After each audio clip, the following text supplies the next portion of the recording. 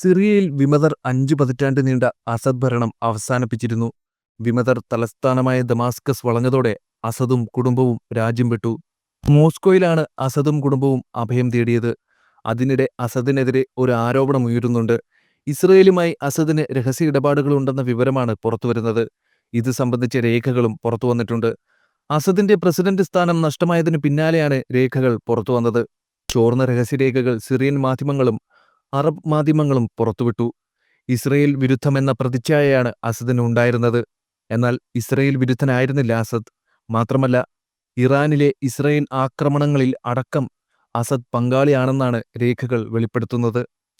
സൈനിക ലക്ഷ്യങ്ങളുടെ പ്രവർത്തനങ്ങൾ തടയാൻ സിറിയയോട് ആവശ്യപ്പെട്ടുകൊണ്ട് ഇസ്രയേലിൽ നിന്ന് അയച്ച ഒരു കത്തും രേഖകളിൽ ഉൾപ്പെടുന്നു. മോസസ് എന്ന കോഡ് നാമത്തിലുള്ള ഇസ്രയേൽ പ്രതിനിധി മുൻ സിറിയൻ പ്രതിരോധ മന്ത്രി ലഫ്റ്റനന്റ് ജനറൽ അലി മഹ്മൂദ് അബ്ബാസുമായും ആശയവിനിമയം നടത്തിയിട്ടുണ്ട്. ഹമാസിന്റെ പ്രവർത്തനങ്ങളെക്കുറിച്ച് പ്രത്യേക മുന്നറിയിപ്പുകളും മോസസ് സിറിയൻ പ്രതിരോധ മന്ത്രിക്ക് നൽകിയിട്ടുണ്ട്. ഈ കത്തുകൾ പിന്നീട് ദേശീയ സുരക്ഷാ ബ്യൂറോ മുൻ മേധാവി അലി മംലൂക്കിന് കൈമാറിയതായും ചോർന്ന രേഖകളിൽ പറയുന്നുണ്ട്. ഇറാനുമായുള്ള ബന്ധം തുടരരുതെന്നും അസദ് ഭരണകൂടത്തിന് ഇസ്രയേൽ നിർദ്ദേശം നൽകിയിട്ടുണ്ട്. തുടർന്നാൽ ഗുരുതര പ്രത്യാഘാതങ്ങൾ നേരിടേണ്ടിവരുമെന്നും മുന്നറിയിപ്പ് നൽകിയിട്ടുണ്ട്. ദീർഘകാലമായി സിറിയയുടെ അടുത്ത സഖ്യകക്ഷിയായിരുന്നു ഇറാൻ. സിറിയയിലെ ഇറാനിയൻ സൈനികശേഷി തകർക്കാനുള്ള നീക്കങ്ങൾ സിറിയൻ ഭരണകൂടവുമായി ചേർന്നാണ് ഇസ്രയേൽ ഏകോപിപ്പിച്ചതെന്ന അമ്പരപ്പിക്കുന്ന വിവരവും പുറത്തുവരുന്നു. ഇത്തരം ആക്രമണങ്ങളിൽ അസദ് ഭരണകൂടം സജീവമായി ഇസ്രയേലുമായി സഹകരിച്ചെന്നും രേഖകൾ പറയുന്നുണ്ട്.